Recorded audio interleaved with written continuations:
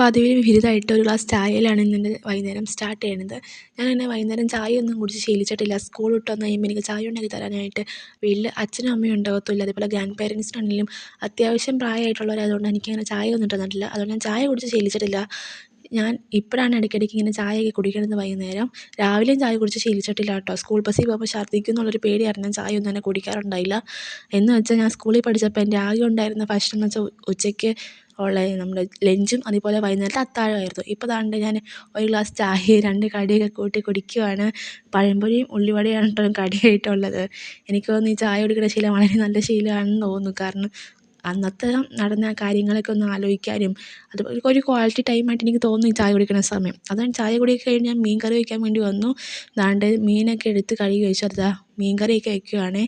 ഇവിടെ സാധാരണ കുടംപുളി ഇട്ട മീൻ കറിയാണ് വെക്കാറ്. അല്ലാണ്ട് ഇവിടെ തേങ്ങ അരച്ചൊന്നും അങ്ങനെ വെക്കാറില്ല. അത് അനിയത്തി വന്നിട്ട് നോക്കിയിട്ട് പോവുകയാണ്. കൈ കൊണ്ടാണ് ഉപ്പിട്ടേനെ, കൈ അളവാണ് കേട്ടോ. പിന്നെ ദാണ്ട് 2 ഉണക്കമീനും എടുത്ത് വറുക്കാൻ വെച്ചിട്ടുണ്ട്. അനിയത്തിക്ക് നമ്മുടെ മീൻ കറിയൊക്കെ റെഡി ആയിട്ടുണ്ട്. അതുപോലെ തന്നെ ഞാൻ കഞ്ഞി തിളപ്പിക്കാൻ വെച്ച് കഞ്ഞി റെഡി ആയിട്ടുണ്ട്. കഞ്ഞിയും തിളയ്ക്കുന്നുണ്ട്.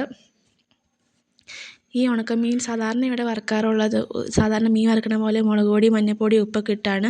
പക്ഷേ ഇന്ന് ഞാൻ യൂട്യൂബിലൊക്കെ ഭയങ്കര വൈറലായിട്ടുള്ള ഈ മുളക് പൊടിയും ഉള്ളിയും വെളുത്തുള്ളിയും കൂടി ചതച്ചിട്ട് വറുക്കണൊരിത് കണ്ടു.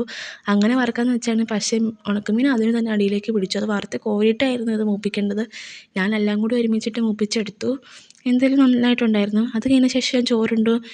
ഈന്തപ്പഴവും അതുപോലെ നാരങ്ങ അച്ചാറും അതിപ്പോൾ മീൻ കറിയും ഉണക്കമീനൊക്കെ വെച്ചു.